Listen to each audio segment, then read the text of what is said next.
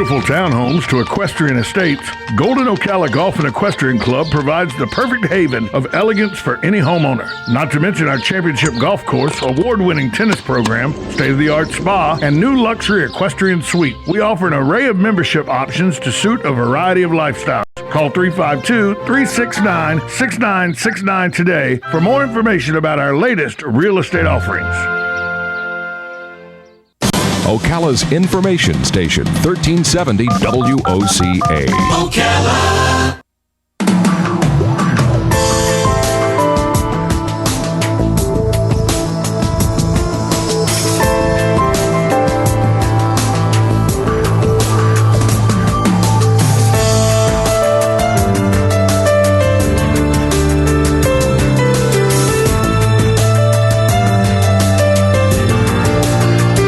All right, 25 minutes before 10 o'clock. Thank you for tuning in. Every once in a while, you will discover somebody through their work, and you say to yourself, gosh, wouldn't it be great to spend some time with this person? Just a lunch, just a coffee, just kind of get together and say hi. And as radio hosts, we have that luxury of being able to do that so often. Such is the case right now. Bob Rich is on the phone. He's in one of my favorite places, New York City. Heading soon down to one of my other favorite places, Key West. He was just telling me that he's involved with a show with one of my favorite entertainers, Gloria Estefan. How cool is that? And he's raising money for veterans, another one of my favorite causes. There's so many things we have in common already. Bob Rich is the first credential I see after his name is storyteller. That's kind of a cool thing. He asked me if I was a fisherman. Mm-hmm. I'll tell him again when I tell you, because I think most of you probably know my fishing skills. In fact, I think you were better at it than me, Robin.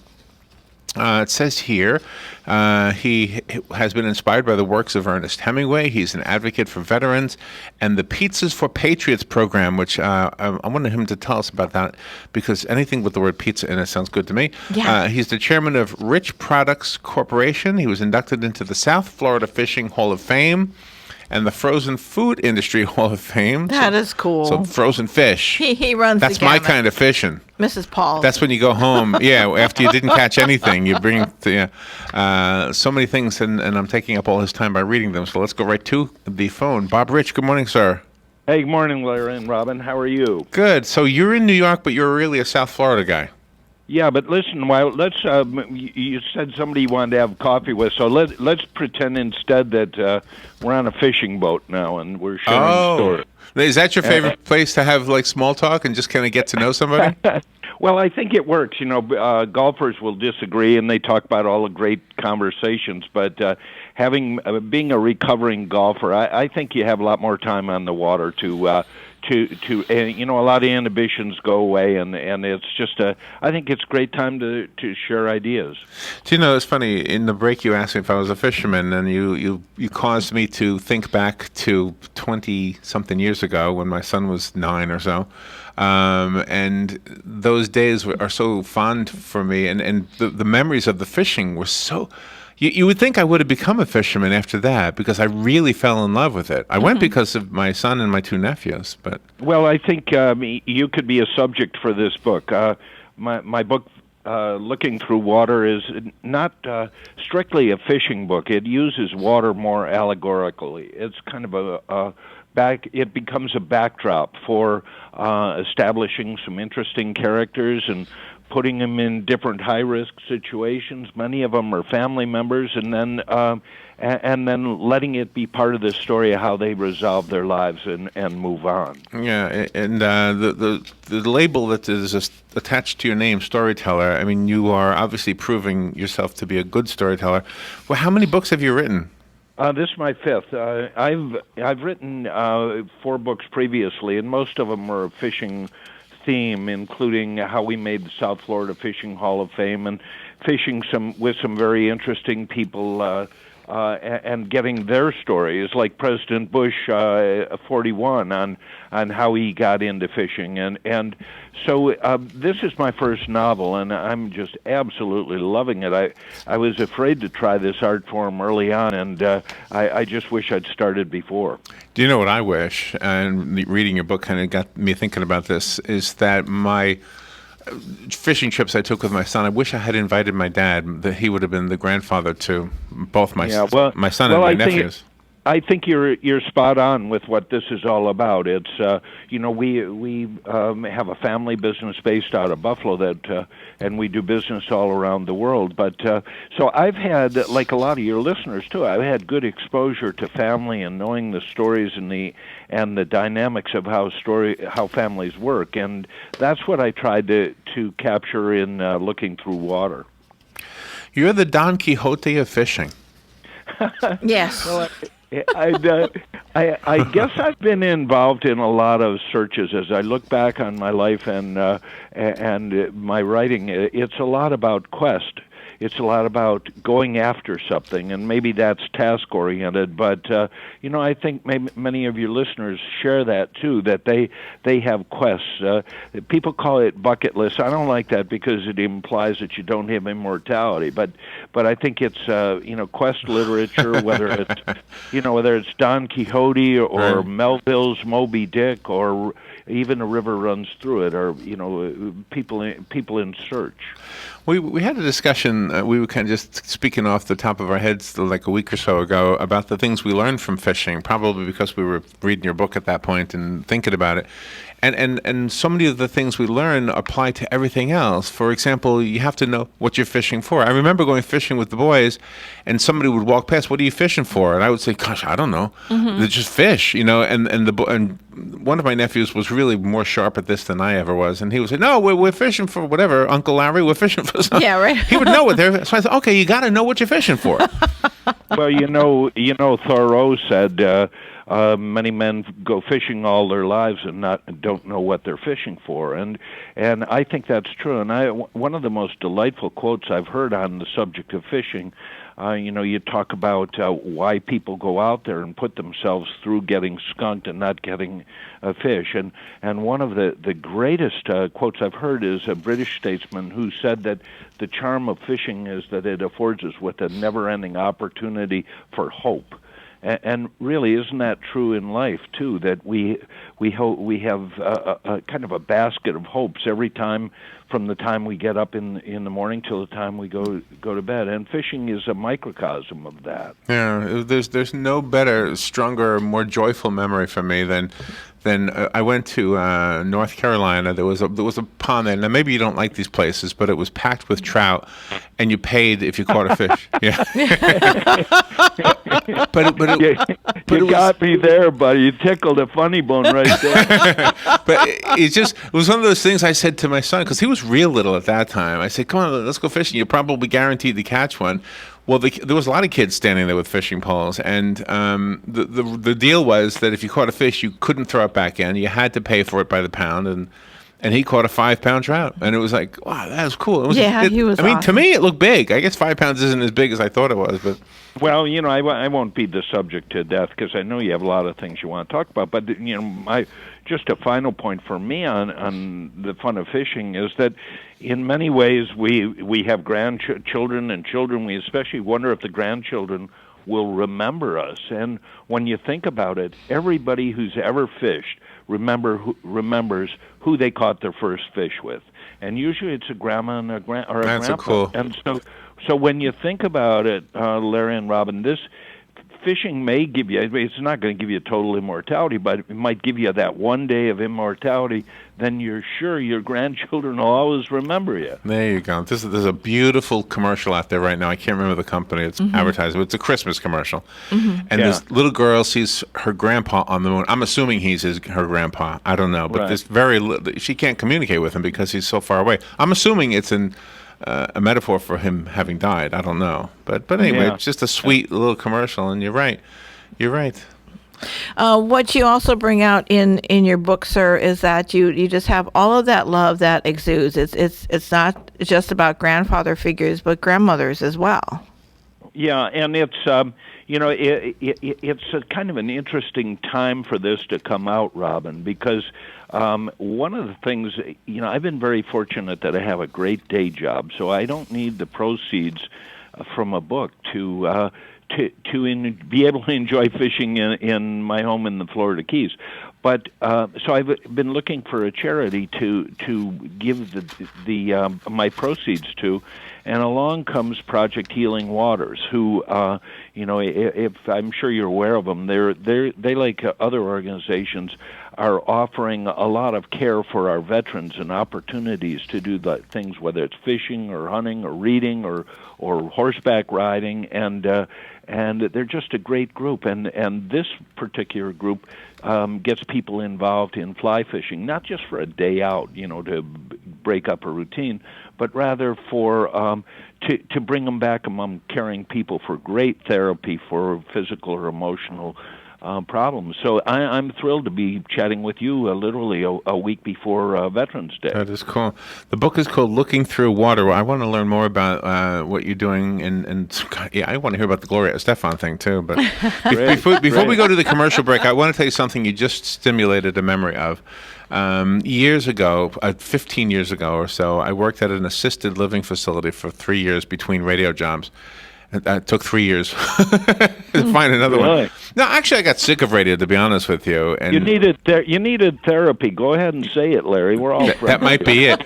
So anyway, what my job was activities director, and I really, really loved this job, even though it was different than anything I had ever done before or since. Well, there was an old man who lived in one of the rooms, and the activities that I was planning, to be honest with you, probably were more interesting to the women than to the men. There were mostly women living there. And one day, he came out, and he was, if you had a painting of him, he was the epitome of old. He really looked like an old man. And he said, "Is there any way we could ever go fishing?" And I said, "Sure, why not?"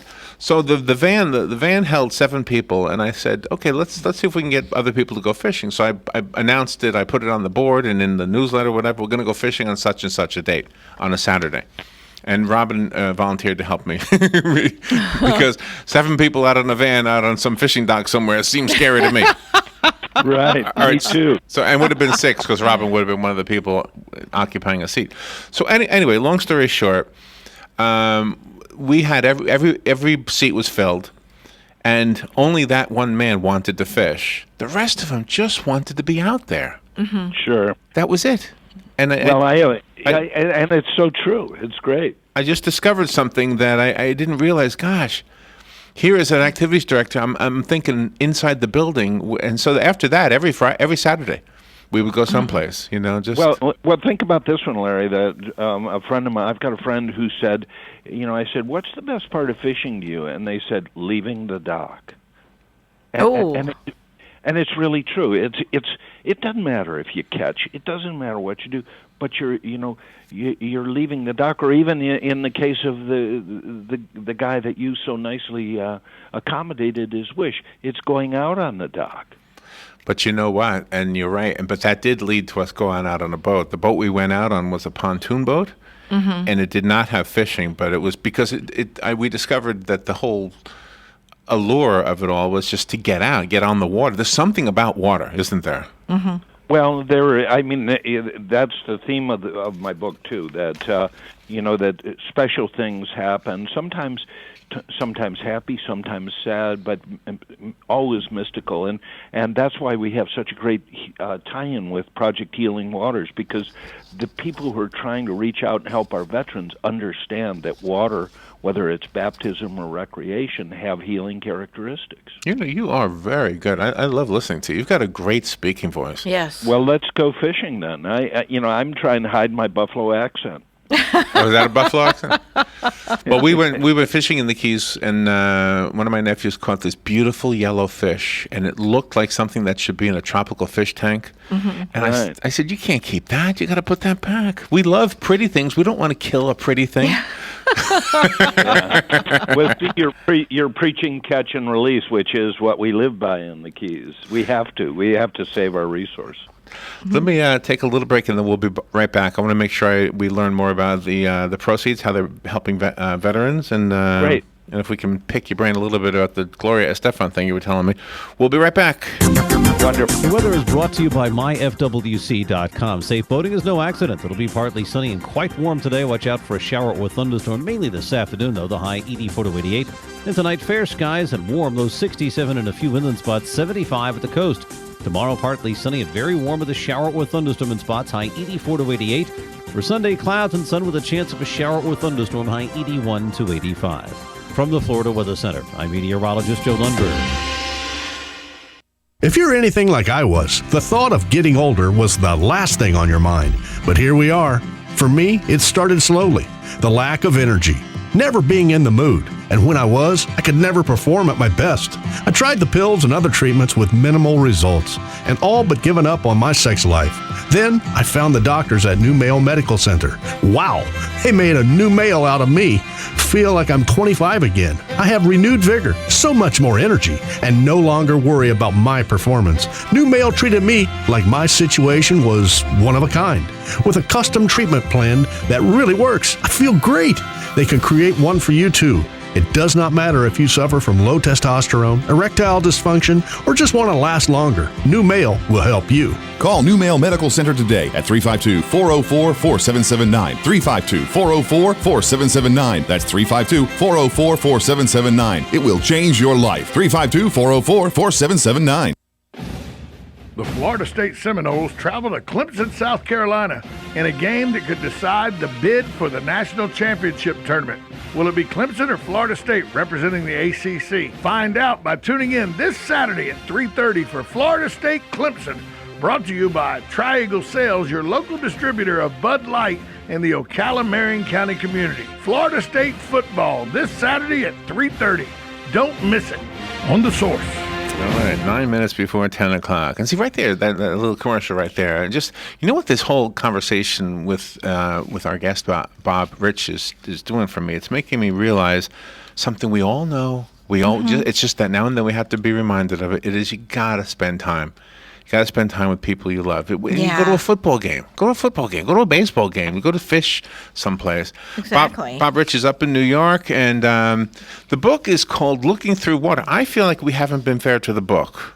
Mm-hmm. Well, let me, there's so many new books out there, so many things going on, but besides coming out at Veterans Day, one of the things I'm really excited about, and the proceeds going to the veterans, is that we're coming out at a time for those late-minute Christmas shoppers or Hanukkah shoppers. And a lot of your listeners might right now saying, I don't fish, I'll wait for the next segment. But when you think about it, everybody's looking for gifts for that avid reader, whether it's a man or woman, and that kind of hard to find a gift for.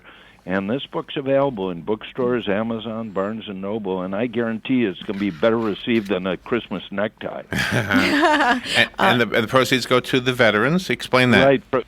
Well, we've been working with the veterans around the country. It started when I fish all around the country as I travel in my job, and I was more and more I was calling friends and saying, let's go fishing, and they say, oh, no, I can't on that day. I'm be fishing with the veterans. And I said, what's up with this? And all of a sudden I realized it's happening around the country, that people are giving back. People are saying, we are not going to have another situation like we had in Vietnam. We're not going to see our veterans returning to nothing. And we are going to reach out. And it may be a feeling of guilt, too, for those who have never actively served, to say, we've got to have a better world for the veterans. They need our help, and this is a way to give back. And I'm unabashedly, I'm part of that team, and I'm thrilled to have the chance. There you go. Are you a vet? I was in the Army. Let's say I didn't distinguish myself in my military career, but it was between wars, so I didn't put anybody in the country in jeopardy. See, that's so humble. That's the way every one of you guys is. I'm not a vet, and I do look at you and think, wow, you did something greater than I'll ever do, because you put your life on the line. You said, you know what, I'm willing to. Mm-hmm. That's right. And when you look at y'all being in radio, and we're in the food business, and having luxury to do the things that we love to do. In my case, it's writing. I wouldn't have these opportunities if the veterans hadn't been there for us since before I was born. Yeah. Somewhere between Buffalo and Key West, you picked up the word y'all. Well, I also can talk with a Buffalo twang and a little Canadian A. A is a great way to see if people are keeping up with what you're saying, eh? Yeah, right. Your book runs through the different facets of life, good and bad, and you yourself has had not so good experiences sometime during your lifetime. Well, I think everybody has, and also in families, people say, oh, I hate Uncle Charlie or whatever, and, or my mother didn't understand me, that kind of stuff. But, it's generic. We all have situations like that, and it's a matter of maybe understanding the dynamics and trying to walk in the other person's shoes, and you reach, you reach some higher understanding. And I think in the case of the characters in Looking Through Water, it's fraught with family issues. It's fraught with, male issues between generations, and it took time on the water and time together to understand each other and resolve conflict. And I'm not going to give it all away, Robin and Larry. Oh no! I sure would be happy if some of your listeners would give the book a try and help the vets too. Yeah, absolutely. You've been involved. I'm looking at the notes as a member of the Cystic Fibrosis Foundation Leadership Council. You co-founded and chaired Western New York United Against Drug and Alcohol Abuse, the annual Greater Niagara Bass Eye Celebrity Challenge with your wife, Mindy. You raised more than $1.3 million for cystic fibrosis research. It goes on and on and on. You know what we're not doing, though? We're not telling people the story of the book. So, No. So we need to do that. Yeah, let me just a quick précis. The hardest thing is to tell you your story quickly, but I'll try in a short paragraph.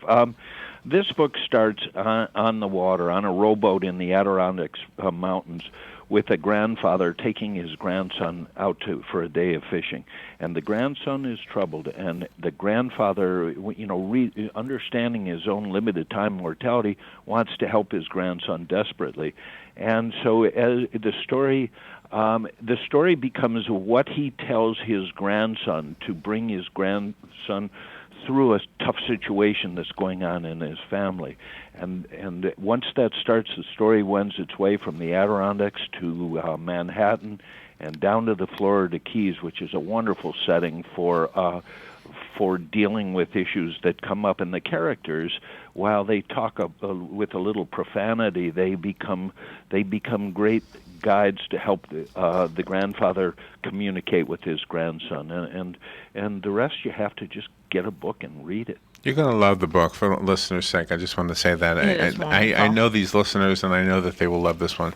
The problem I have with telling them that is that I'm going to give it away in a little while, and somebody will claim it, and that means I have to go buy my own to finish it because I didn't finish it.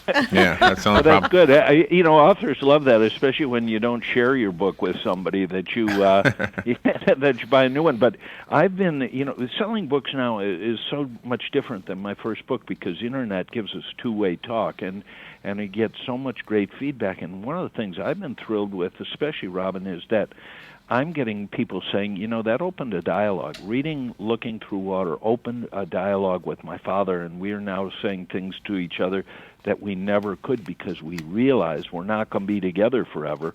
And I've got to do it now, whether I fish or not. This is a great time to open communications. Yeah, it is. Really. It's beautiful. You're going to ask him about Gloria. I know I'm going to do that right now. Go ahead. We only have 2 minutes. We only have 2 minutes. So what do you?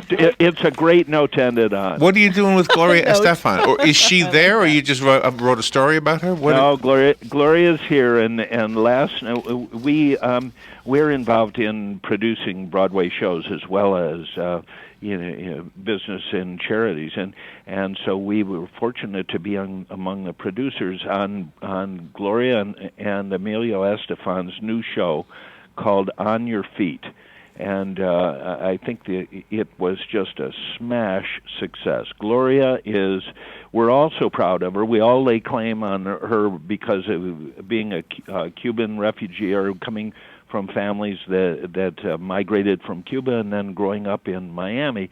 And the music literally had everybody on their feet. It was just fabulous, and you know, I think it's going to be a big hit on Broadway in what I think so far has been rather a gloomy season on Broadway. Well, can you tell her that it is because of her that I fell in love with leather chaps? I just.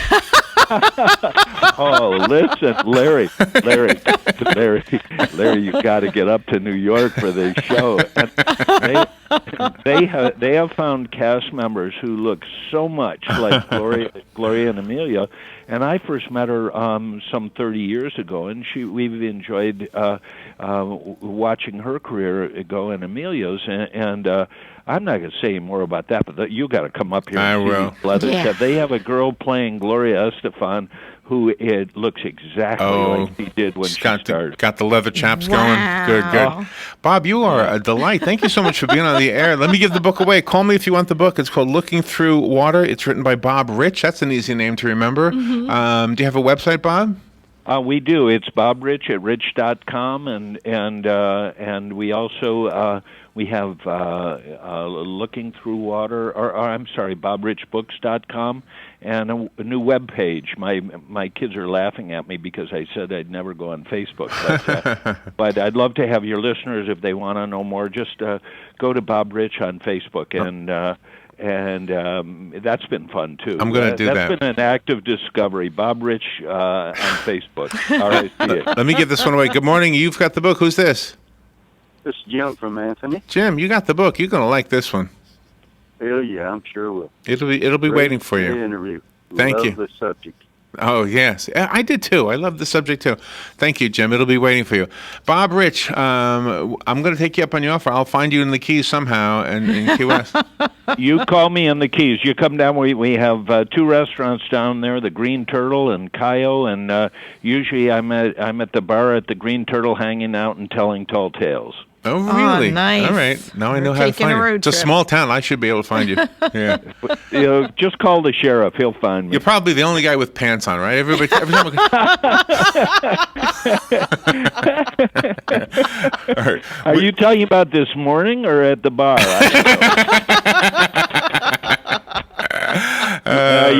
You two are great, and I'd love to say hi to all my friends in Ocala, and it's certainly much more than some of the most beautiful horse country in the world. Yeah, absolutely. Yes, good, really good people here. And Bob, thank you so much. That was fun. We will take a break. We'll be right back. Today in Florida Ag News from a Southeast AgNet, Northwest Florida residents who depend on the troubled Apalachicola Bay for their livelihood are being urged to attend an event on Monday, November 9th in East Point to express opposition to a U.S. Army Corps of Engineers draft plan for the Apalachicola-Chattahoochee-Flint River system.